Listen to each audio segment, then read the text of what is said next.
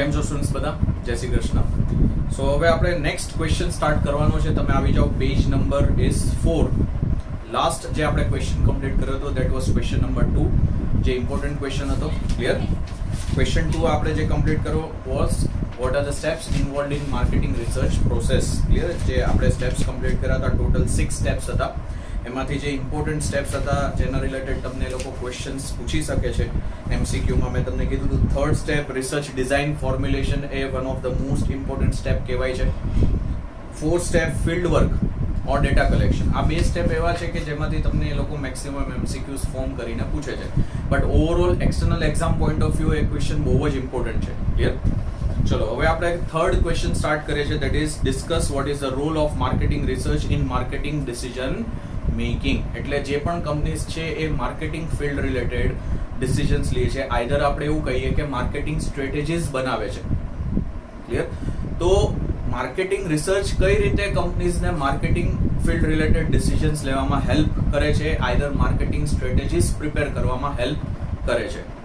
તો first point છે એમાં, for the success of marketing it is necessary to identify and satisfy the customer needs and now to determine the customer needs. આ line underline કરજો.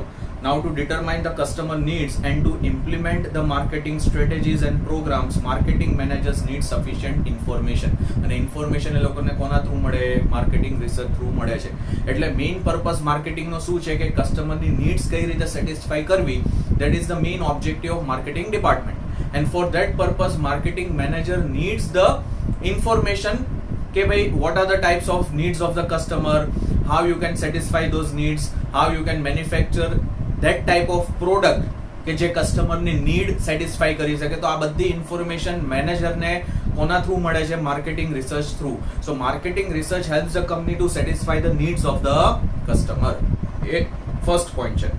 પછી second છે managers needs information about. લખ્યું છે again, આ પણ ઇન્ફોર્મેશનનો છે કે કસ્ટમરની ઇન્ફોર્મેશન, કોમ્પિટિટરની information and other market forces and all this information is given by which way? Marketing research. Clear? So second point is also એવું કહી શકો કે ફર્સ્ટ પોઈન્ટ જેવો જ છે, પણ એમાં તમને એ લોકોએ સ્પેસિફિક લખ્યું છે કે ભાઈ information regarding customer, information regarding competition, information regarding market forces. એટલે માર્કેટ એન્વાયરમેન્ટ કેવું છે, એક્સટર્નલ એન્વાયરમેન્ટ કેવું છે related to the market factor. તો એના રિલેટેડ ઇન્ફોર્મેશન તમને માર્કેટિંગ રિસર્ચ થ્રુ મળે છે. પછી થર્ડ પોઈન્ટ છે, in recent years many firms have become national and international. This has increase the need four information. Again main purpose આમ પણ marketing રિસર્ચનો information collect કરવા માટે જ છે.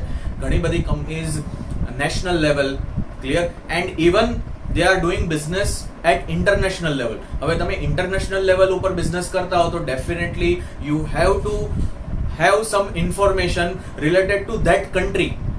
એ કન્ટ્રીમાં કસ્ટમર્સની મેન્ટાલિટી કેવી છે, એ કન્ટ્રીમાં માર્કેટ કેવું છે, એ કન્ટ્રીમાં કોમ્પિટિશન કેવી છે, ત્યાંના ગવર્મેન્ટ રૂલ્સ રેગ્યુલેશન્સ, આ બધી ઇન્ફોર્મેશન તમારે જોઈએ તો માર્કેટિંગ રિસર્ચ તમારે કરાવવું જ પડે. ઇવન નેશનલ લેવલ ઇન્ડિયા જેવા કન્ટ્રીમાં જ્યાં સિટી વાઇઝ પણ કસ્ટમર્સની મેન્ટાલિટી ચેન્જ થઈ જાય છે, સિટી વાઇઝ પણ તમારે અલગ અલગ માર્કેટિંગ સ્ટ્રેટેજીસ બનાવવી પડે. તો નેશન વાઇડ જો તમે બિઝનેસ કરતા હો તો તમે સ્ટેટ વાઇઝ પણ તમારે અલગ અલગ માર્કેટિંગ સ્ટ્રેટેજીસ બનાવવી પડે. તો you need information at that point of time also. તો that is third point. National અને ઇન્ટરનેશનલ લેવલ ઉપર બિઝનેસ કરો તો યુ નીડ ઇન્ફોર્મેશન. પછી ફોર્થ છે, nowadays customers have become more rational and sophisticated. Rational એટલે લોજિકલ વેમાં તમે ડિસિઝન્સ લો ને તો એને કહેવાય rational. Clear? So marketing managers must get information about how they will respond to the products and other types of marketing offers. બહુ logically હવે કસ્ટમર્સ ડિસિઝન્સ લેતા થઈ ગયા છે. હું છું, તમે લોકો, આપણે કોઈ પણ પ્રોડક્ટ માર્કેટમાં લેવા જઈએ છે તો ડેફિનેટલી આપણે પહેલા એકવાર એ પ્રોડક્ટના રિવ્યુઝ જોઈએ છે ને. આપણે કોઈ ઇલેક્ટ્રોનિક ગેજેટ લેવા જઈએ, સ્માર્ટફોન લેવા જઈએ તો પહેલા આપણે રિવ્યુઝ જોઈએ છે. ટેલિવિઝન લેવું હોય કે પછી કોઈ પણ ઇલેક્ટ્રોનિક ડિવાઇસ લેવી હોય તો આપણે પહેલા ઓનલાઈન યુટ્યુબ ઉપર વિડીયોઝ જોઈએ, રિવ્યુઝ શું છે. કોઈ એ પ્રોડક્ટ લીધી હોય આપણા ફેમિલીમાંથી, કોઈ રિલેટિવે લીધી હોય તો આપણે એને ફોન કરીને પહેલા એને પૂછીએ છીએ કે ભાઈ કેવી છે પ્રોડક્ટ, કંપની કેવી છે, સર્વિસીસ. આપણે ઓવરઓલ પહેલા બધી જ બેઝિક ઇન્ફોર્મેશન લઈ લઈએ અને પછી આપણે માર્કેટમાં જઈને પ્રોડક્ટ લઈએ છીએ અને એ પણ પાછી આપણે ત્યાં સેલ્સમેનને બધી જ પૂછીએ. ઇન્ફોર્મેશન બધી જ આપણે એની પાસેથી પણ લઈએ. અને પછી આપણે ડિસિઝન લઈએ છીએ કે પ્રોડક્ટ લેવી જોઈએ કે નહીં. એટલે we are thinking a lot and then we are purchasing the product. Rationally, logically આપણે ડિસિઝન્સ લેતા હવે થઈ ગયા છે. એટલે જ આપણી પ્રોડક્ટને કેવો રિસ્પોન્સ મળશે, આપણી જે માર્કેટિંગ ઓફર્સ છે એને કેવો રિસ્પોન્સ મળશે, એના રિલેટેડ જો તમારી ઇન્ફોર્મેશન લેવી હોય તો તમારે માર્કેટિંગ રિસર્ચ કરાવડાવવું જ પડે. Clear? So that is fourth point. પછી ફિફ્થ છે, in the global world there is an intense competition and at the same time survival has become equally important. So the marketing manager needs information about the effectiveness of various marketing tools. Global level ઉપર જે તમે business કરો છો એ તમારે અલગ વેમાં કરવો પડે છે. આપણે ઇન્ટરનેશનલ લેવલનો જે પોઈન્ટ લર્ન કર્યો તો ત્યારે જ મેં તમને કીધું હતું કે internationally if you are doing business then you need two consider so many different factors related to that country. એટલે આ પોઈન્ટ એવું જ કહે છે કે કોમ્પિટિશન એકદમ હવે ઇન્ટરનેશનલી ગ્લોબલી હવે કોમ્પિટિશન વધી ગયું છે. પહેલા એવું હતું કે ઇન્ટરનેશનલ માર્કેટ્સમાં એટલું કોમ્પિટિશન નહોતું રહેતું, પણ હવે તો મેક્સિમમ કંપનીઝ ઇન્ટરનેશનલ લેવલ ઉપર પણ બિઝનેસ કરવા માંડી છે. ગ્લોબલી પણ કોમ્પિટિશન એકદમ વધી ગયું છે. તો એ બધી વસ્તુને કોપ અપ કરવા માટે તમારી પાસે સારામાં સારી માર્કેટિંગ સ્ટ્રેટેજી, માર્કેટિંગ ટૂલ એટલે માર્કેટિંગ સ્ટ્રેટેજી તમારી બેસ્ટ હોવી જોઈએ, ઇફેક્ટિવ હોવી જોઈએ. તો એના માટે પણ જે ઇન્ફોર્મેશન જોઈએ એ તમને માર્કેટિંગ રિસર્ચ થ્રુ મળી શકે છે. ક્લિયર? પછી સિક્સ્થ પોઈન્ટ છે, ઇન ધ ડાયનામિક એટલે ever changing environment, changes R taking place very rapidly and so there is a need four timely information. Time to time બહુ બધા ચેન્જીસ આવવા માંડે છે. ટેકનોલોજી એરિયામાં ચેન્જ આવે છે, માર્કેટમાં બહુ ચેન્જીસ આવવા માંડ્યા છે, ગવર્મેન્ટ રૂલ્સ રેગ્યુલેશન્સમાં ચેન્જીસ આવવા માંડ્યા છે, કલ્ચરમાં ચેન્જીસ આવવા માંડે છે. ક્લિયર? તો આ બધા એરિયાઝમાં જે ચેન્જીસ આવે છે એને તમારે અન્ડરસ્ટેન્ડ કરવાના, એને તમારે એડોપ્ટ કરવા હોય તો તમારે એના રિલેટેડ પહેલા ઇન્ફોર્મેશન જોઈએ કે ભાઈ કયા એરિયામાં શું ચેન્જીસ આવે છે. ક્લિયર? તો એની ઇન્ફોર્મેશન પણ તમને કોના થ્રુ મળે છે? માર્કેટિંગ રિસર્ચ થ્રુ મળે છે. Clear? So that is 6th point. પછી 7th છે, the task of marketing research is to assess the information needs and to provide relevant, accurate, reliable, valid, current and actionable information. Marketing રિસર્ચનો one of the purpose છે કે કંપનીને કઈ ટાઈપની information જોઈએ છે, કંપનીની ઇન્ફોર્મેશન નીડ શું છે એ સમજીને પછી માર્કેટિંગ રિસર્ચ સ્ટાર્ટ કરો તો you can give reliable information, correct information. Clear? પછી જે કંપનીને હેલ્પફુલ થાય એવી ઇન્ફોર્મેશન તમે આપી શકો છો. Clear? So that is 7th point.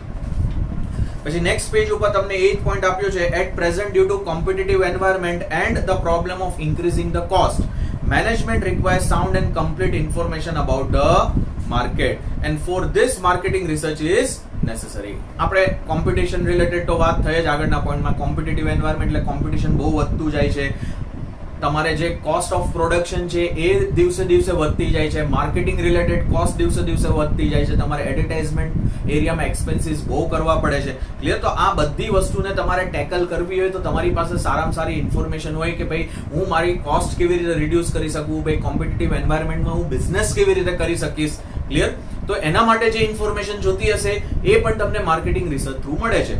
Clear? પછી next paragraph, in the absence of sound and relevant information the decision of the management may not be correct. એ તો બાટ ઓબ્વિયસ છે, તમને ઇન્ફોર્મેશન કરેક્ટ નહીં મળે, ઓન ટાઈમ નહીં મળે તો decision definitely તમારા રોંગ જ લેવાશે. Example, Johnson and Johnson, decision of Johnson and Johnson to use companies name on the baby aspirin was not correct. આ એક તમને પ્રેક્ટિકલ એક્ઝામ્પલ આપેલું છે, રિયલ લાઈફ એક્ઝામ્પલ, કે જોન્સન એન્ડ જોન્સને એક પ્રોડક્ટ એ લોકોએ લોન્ચ કરી હતી બેબીઝ માટે, એસ્પ્રિન જે ટેબ્લેટ આવે છે ઇવન એડલ્ટ્સ માટે, એવી જ સેમ એ લોકોએ એક ટેબ્લેટ બેબીઝ માટે એ લોકોએ લોન્ચ કરી હતી, પણ એ ફેલ ગઈ પ્રોડક્ટ. અને પાછું એ લોકોએ શું કર્યું કે એ પ્રોડક્ટ ઉપર એ લોકોએ કંપનીનું નામ, ડેફિનેટલી એ લોકોની પ્રોડક્ટ હતી તો એ લોકોએ કંપનીનું નામ શોકેસ કર્યું હતું, તો એના લીધે કંપનીની ઇમેજ ઘણી બધી બગડી હતી માર્કેટમાં. એટલે તમે જ્યારે પ્રોડક્ટ લોન્ચ કરો છો તો એની પહેલા એ વસ્તુ ઇન્ફોર્મેશન તમારી પાસે હોવી જોઈએ કે આ પ્રોડક્ટ અત્યારે અમે લોન્ચ કરીએ તો whether it can be acceptable or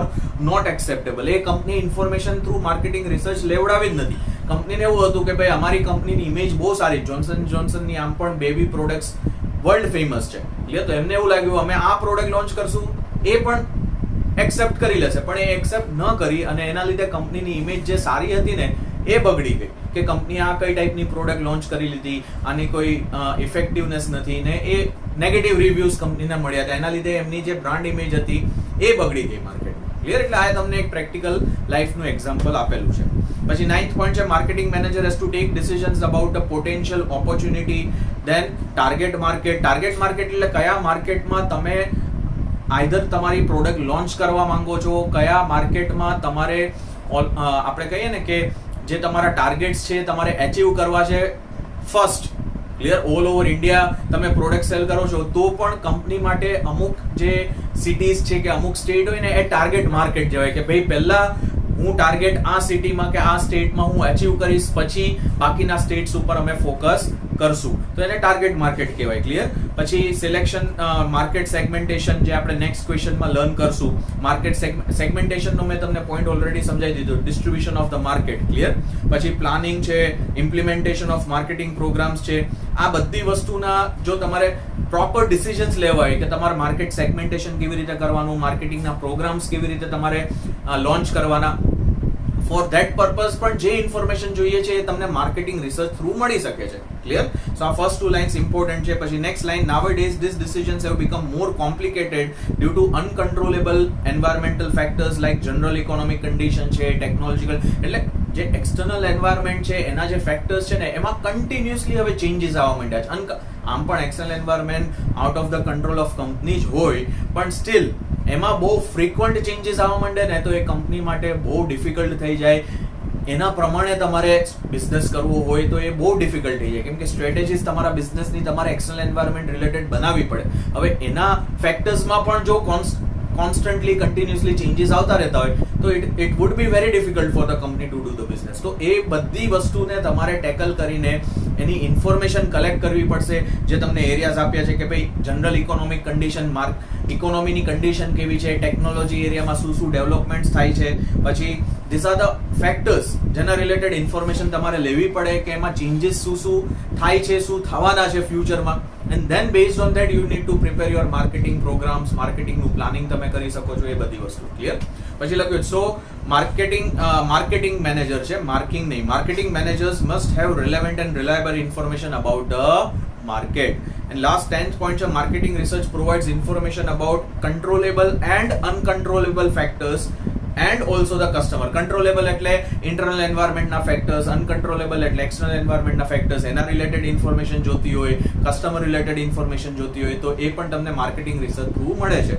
And this will increase the effectiveness of the decisions made by the marketing managers. Clear? So આ total તમને 10 points આપ્યા છે, how marketing research helps the company to take the correct marketing decisions. Clear? ચલો હવે question number 4 આપણે start કરીએ છીએ. Question 4 પણ તમે માર્ક કરજો, it is again important question. જો શું છે question 4, explain the scope or application of marketing research with the relevant illustrations. એટલે આપણે આમાં હવે એરિયાઝ જોશું કે માર્કેટિંગ રિસર્ચ એરિયાઝ કયા કયા છે. માર્કેટિંગ રિસર્ચ જ્યારે કોઈ કંપની કરે છે કે આઈધર કરાવડાવે છે તો એમાં કયા કયા મેઇન એરિયાઝ ઇન્ક્લુડ થાય. Scope means areas. ક્લિયર? એ હવે આપણે અહીંયા લર્ન કરશું, અલગ અલગ એરિયાઝ. જો સ્ટાર્ટિંગ લાઈન શું છે, marketing research is undertaken on a large variety of fields or subjects and following are some of its applications. તો ફર્સ્ટ છે સેગમેન્ટેશન રિસર્ચ. ક્લિયર? આપણે હમણાં જ વાત થઈ સેગમેન્ટેશનની, ડિસ્ટ્રીબ્યુશન ઓફ ધ માર્કેટ. તો એમાં શું લખ્યું, જો marketing research is use to segment means distribute and to select the target market. તમે સેગમેન્ટ કરશો, ડિસ્ટ્રીબ્યુશન કરશો આખા માર્કેટનું. ક્લિયર? ઓવરઓલ માર્કેટ, તમે નેશનલ લેવલ બિઝનેસ કરો છો, ઇન્ટરનેશનલ લેવલ બિઝનેસ કરો છો, જે પણ તમારું માર્કેટ છે એનું તમે સેગમેન્ટ પાડશો કે ડિસ્ટ્રીબ્યુશન કરશો તો તમને શું ખબર પડશે કે તમારા માટે ટાર્ગેટ માર્કેટ શું છે. Clear? there are various segmentations like geographic segmentation એટલે એરિયા વાઇઝ, જેમ કે ઇન્ડિયામાં છે તો તમે 4 સેગમેન્ટ પાડી શકો. Geographical area, west, east, south and north. તો આ જોગ્રાફિકલ સેગમેન્ટેશન કહેવાય. નેક્સ્ટ છે ડેમોગ્રાફિક સેગમેન્ટેશન છે. ક્લિયર? ડેમોગ્રાફિક એટલે રિલેટેડ ટુ ધ પોપ્યુલેશન. જે પણ સ્ટેટમાં, જે પણ સિટીમાં પોપ્યુલેશન વધારે છે ત્યાં હું પહેલા પ્રોડક્ટ લોન્ચ કરીશ કે એ મારા માટે ટાર્ગેટ માર્કેટ થઈ જશે, તો એને કહેવાય ડેમોગ્રાફિક સેગમેન્ટેશન. પછી થર્ડ છે psychological segment. Psychological means you need to understand the psychology of the customers, thinking style of the customer. Clear? તો એના બેઝ ઉપર તમે જો સેગમેન્ટેશન કરો કે ભાઈ આ એરિયાના કસ્ટમર્સનું થિંકિંગ આવું છે તો હું અહીંયા પહેલા પ્રોડક્ટ લોન્ચ કરું, આ મારું ટાર્ગેટ માર્કેટ રહેશે, તો એને કહેવાય સાયકોલોજીકલ સેગમેન્ટેશન. અને ફોર્થ છે behavioural.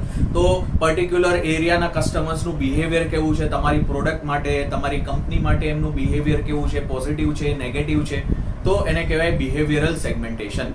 Clear? So that is first area, segmentation research.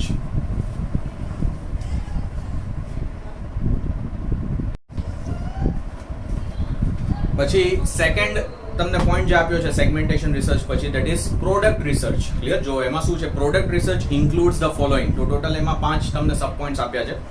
First છે ટેસ્ટ કન્સેપ્ટ. તો એમાં લખ્યું છે this means testing the product. બસ એટલો પાર્ટ અંડરલાઈન કરજો, માર્ક કરજો, important. It means testing the product. પછી આગળ લખ્યું to determine whether this concept will work or it will not work. એટલે તમે જે પણ પ્રોડક્ટ માર્કેટમાં લોન્ચ કરવા જઈ રહ્યા છો એ પહેલા તમે ટેસ્ટ કરો. તમે પ્રોડક્ટ એક યુનિટ, ઓલવેઝ કોઈ પણ કંપની હોય ને એ નવી પ્રોડક્ટ લોન્ચ કરવા પહેલા એક યુનિટ એ લોકો બનાવશે, એનું ટેસ્ટિંગ કરશે. એ લોકોનો જે આપણે કહીએ કે કન્સેપ્ટ છે પ્રોડક્ટ પાછળનો, એ પ્રોડક્ટ બનાવવા પાછળ કંપનીનો જે પર્પસ છે કે અમારે કસ્ટમરને આ રીતે બેનિફિટ આપવો છે થ્રુ ધીસ પ્રોડક્ટ, કે કસ્ટમરની આ નીડ આપણે સેટિસ્ફાઈ કરવી છે, એ એકચ્યુઅલી અચીવ થાય છે કે નથી થતી, એ સેટિસ્ફાઈ થાય છે કે નથી થતી, એ તમને પ્રોડક્ટનું ટેસ્ટિંગ કરશો તો ખબર પડશે. ઘણીવાર એવું થાય કે પ્રોડક્ટ તમે ટેસ્ટ કરો ત્યારે તમને ખબર પડે કે પ્રોડક્ટમાં શું શું ડિફેક્ટ્સ છે એકચ્યુઅલી. ક્લિયર? તમે પ્રોડક્ટ બનાવી લીધી એક યુનિટ, પણ એને તમે ટેસ્ટ કરશો તો તમને ખબર પડશે કે એમાં કોઈ ડિફેક્ટ્સ છે કે નથી. એટલે એનું તમે ટેસ્ટિંગ ઓલવેઝ કરો. તો એને ફર્સ્ટ પોઈન્ટ આપ્યો છે test the product, test concept. Clear? તો that is one point related to product research. આ બધા પોઈન્ટ્સ તમને રિલેટેડ ટુ પ્રોડક્ટ જ આપેલા છે. પછી સેકન્ડ છે ઓપ્ટિકલ પ્રોડક્ટ ડિઝાઇન. તો એનો મતલબ છે this means to decide vote is the look.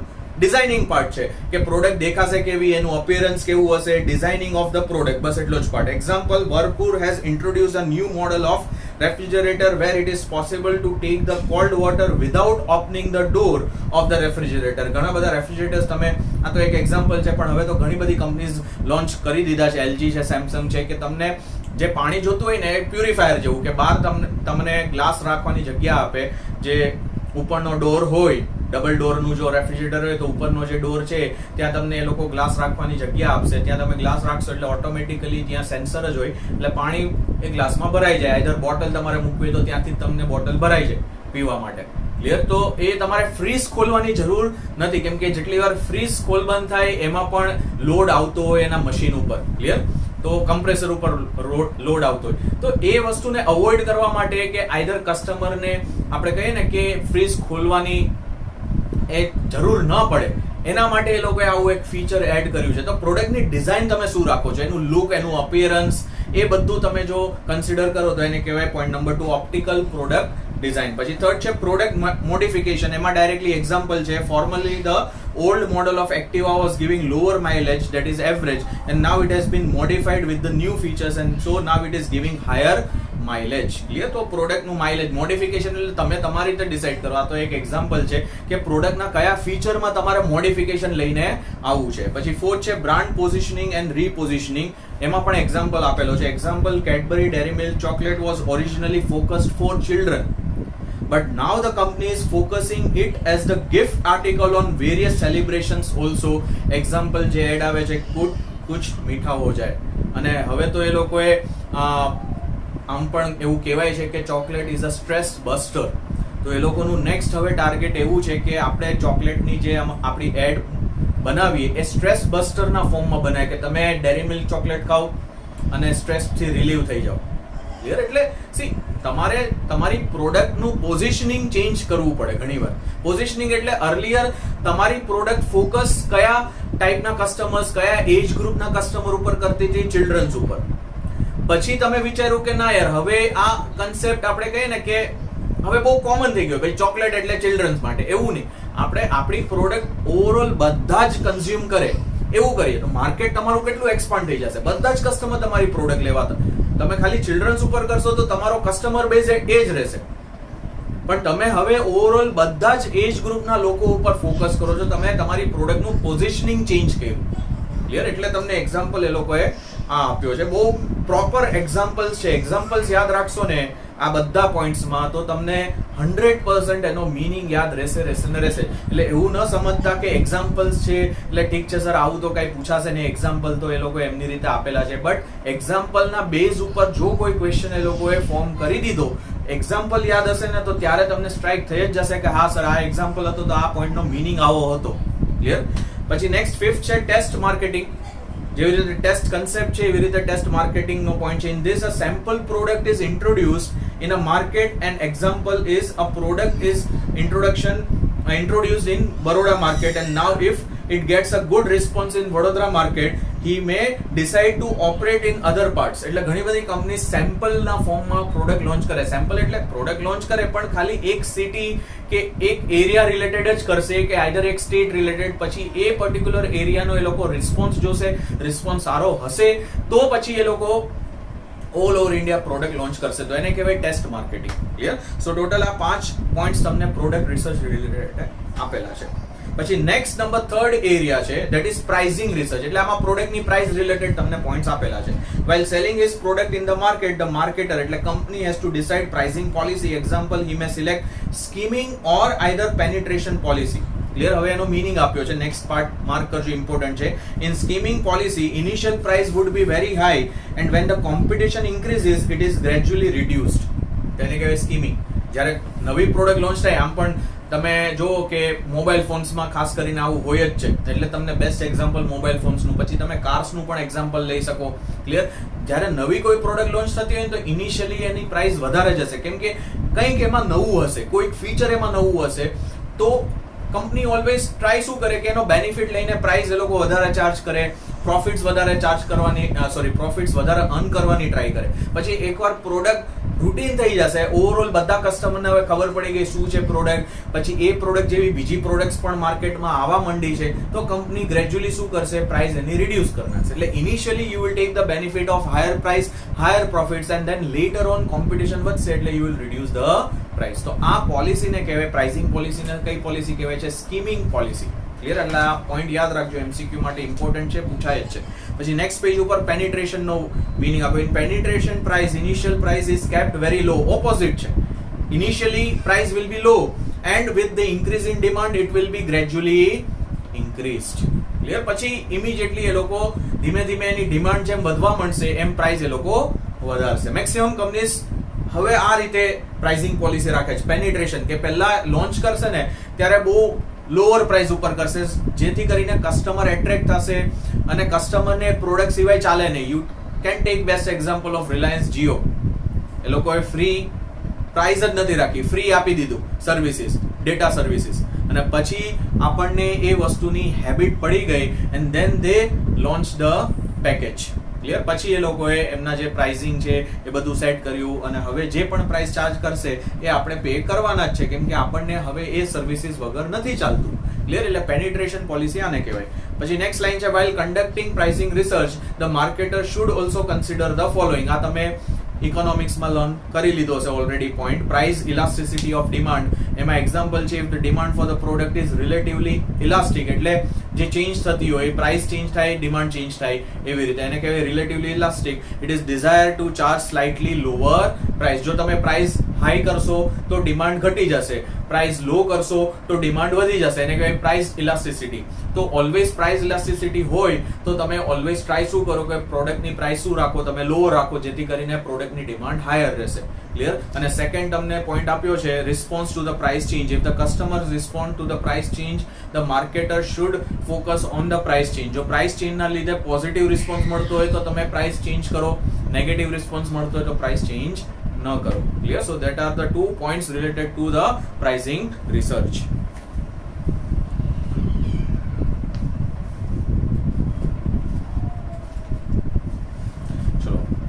Next point આપણે પહેલા ડિસ્ટ્રીબ્યુશન પ્લેસ રિસર્ચ નો કરીએ છીએ અને પછી એન્ડિંગમાં પ્રમોશનલ રિસર્ચ કરશું. જો ઈ પોઈન્ટ ડિસ્ટ્રીબ્યુશન પ્લેસ રિસર્ચ, તો એમાં ટોટલ તમને 5 એરિયાઝ આપેલા છે. પહેલું છે ટાઈપ ઓફ ડિસ્ટ્રીબ્યુશન. ડિસ્ટ્રીબ્યુશન એટલે રિલેટેડ ટુ પ્લેસ. તમે કઈ પ્લેસ ઉપર તમારે પ્રોડક્ટ પહેલા ડિસ્ટ્રીબ્યુટ કરવી છે, કેટલી ક્વોન્ટિટીમાં પ્રોડક્ટ ડિસ્ટ્રીબ્યુટ કરવી છે, જ્યાં ડિમાન્ડ વધારે છે ત્યાં તમારે ડિસ્ટ્રીબ્યુટ કરવી છે, ઓન ટાઈમ તમારે ડિસ્ટ્રીબ્યુટ કરવાની છે, જેથી કરીને ઓન ટાઈમ તમે કસ્ટમરની ડિમાન્ડ સેટિસ્ફાઈ કરી શકો. કસ્ટમરની ડિમાન્ડ છે તો એ 100% કંપનીએ ઓન ટાઈમ સેટિસ્ફાઈ કરવી જ પડે, તો જ નેક્સ્ટ ટાઈમ કસ્ટમર એ પ્રોડક્ટ બાય કરશે. અધરવાઇઝ જો તમે લેટ કરશો તો પછી 100% કસ્ટમર પાસે બીજી સબસ્ટિટ્યુટ પ્રોડક્ટ અવેલેબલ છે.